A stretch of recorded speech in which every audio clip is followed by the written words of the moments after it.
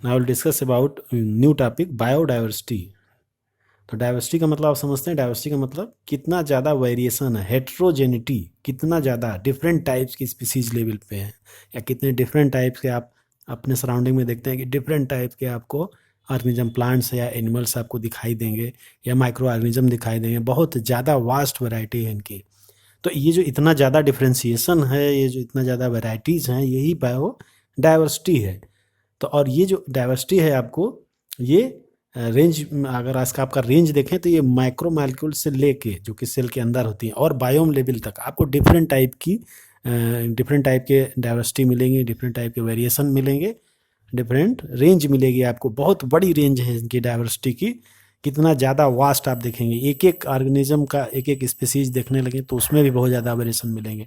तो बहुत ज़्यादा बड़े लेवल पे, अगर हम माइक्रो मॉलिक्यूल लेवल सेल के अंदर होते हैं वहाँ से देखना शुरू करें और बायोम लेवल तक जाएं तो हमको बहुत ही ज़्यादा वेरिएशन मिलेगा। तो इस बायोडाइवर्सिटी जो टर्म है वो popularised by socio biologist Edward Wilson. तो एडवर्ड विल्सन ने इस चीज़ को पॉपुलर किया था, इस टर्म को पॉपुलर किया था बायोडाइवर्सिटी को, और उन्होंने इसी चीज़ को, डिफ्रेंसिएशन को शो करने के लिए ही इस टर्म को यूज किया था, पॉपुलर किया था कि ये जो डाइवर्सिटी है डिफरेंट लेवल पर बायोलॉजिकल ऑर्गेनाइजेशन की, इन्हीं के लिए इन्होंने टर्म यूज किया था। तो अगर इसमें हम देखें तो ये बहुत कई लेवल पे डाइवर्सिटी होती है, ऐसा नहीं कि किसी एक लेवल पर इसका होता है। तो कई तरह के लेवल हैं इसमें। हम सबसे पहले देखते हैं जेनेटिक डाइवर्सिटी, दूसरी है स्पीसीज डाइवर्सिटी, तीसरी है इकोलॉजिकल डाइवर्सिटी। तो इस सीक्वेंस में हम पहले इकोलॉजिकल डाइवर्सिटी को लेते हैं तो आपको ज़्यादा समझ में आएगा। तो अगर हम इकोसिस्टम लेवल पर देखें तो हम देखेंगे डिफरेंट टाइप के जो इकोसिस्टम है बायोम्स है, उसके बेसिस पे अगर इंडिया में ही हम देख लें तो इंडिया में आपको डेजर्ट भी मिलेगा, रेन फॉरेस्ट भी मिलेंगे, मैंग्रोव्स भी मिलेंगे, कोरल रिफ्स भी मिलेंगे, वेटलैंड्स भी मिलेंगे, सेंचुरीज भी मिलेंगी, इसके अलावा अल्पाइन मीडोज भी मिलेंगे। तो ये डिफरेंट टाइप के इकोसिस्टम की डाइवर्सिटी है ये, ठीक है।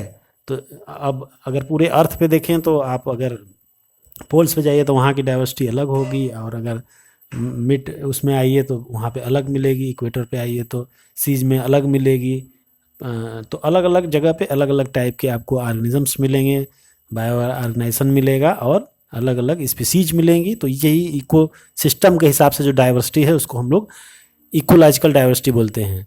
फिर स्पीसीज डाइवर्सिटी, स्पीसीज डाइवर्सिटी का मतलब कितनी ज़्यादा स्पीसीज किसी भी एक में हो सकती हैं, किसी भी जीनस की या किसी भी स्पीसीज पे कितना ज़्यादा डाइवर्सिटी होती है।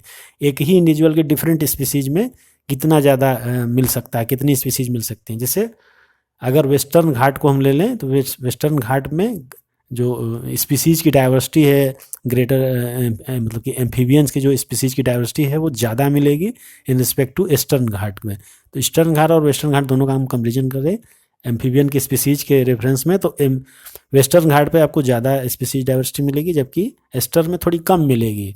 तो एक ही एम्फीबियन की डिफरेंट स्पीसीज आपको वेस्टर्न घाट में ज़्यादा मिलेगी। तो इस मतलब स्पीसीज लेवल पर जो चीज़ ज़्यादा वेरिएशन मिल रहा है वो एक कोई इंडिविजुअल है लेकिन जैसे उसकी स्पीसीज अलग अलग हैं, तो ये स्पीसीज डाइवर्सिटी हो गई। इसके बाद जेनेटिक डाइवर्सिटी देखते हैं। जेनेटिक डाइवर्सिटी का मतलब कि स्पीसीज भी सेम है ना, एक स्पीसीज सेम है, ऐसा नहीं कि स्पीसीज अलग अलग है। इसके पहले हमने स्पीसीज डाइवर्सिटी में देखा था कि एक ही इंडिविजुअल के डिफरेंट स्पीसीज कितनी ज़्यादा हो सकती हैं, कहाँ किसके कितने नंबर हो सकते हैं। लेकिन अगर स्पीसीज भी सेम हो तो फिर उसमें क्या होगा कि जेनेटिक वेरिएशन होगा। जेनेटिक वेरिएशन या जेनेटिक लेवल पर जो डाइवर्सिटी है, चेंजिंग है, वेरिएशन है, उसको हम लोग जेनेटिक डाइवर्सिटी बोलते हैं। जैसे एग्जांपल के लिए हम रावोल्फिया वोमिटोरिया एक प्लांट है, उसको अगर हम डिफरेंट हिमालयन रेंज से अगर उसको कैप्चर करें तो उसमें हम देखेंगे डिफरेंट हाइट पे जो आपको ये प्लांट मिलेगा, एक ही स्पीसीज का प्लांट मिलेगा डिफरेंट हाइट्स पे या डिफरेंट एरियाज में हिमालय के। तो उसकी में जो एल्केलॉइड होता है, एक्टिव केमिकल होता है जिसको हम लोग रेसरपिन बोलते हैं, जो ब्लड प्रेशर के लिए यूज भी करते हैं मेडिसिन के अंदर।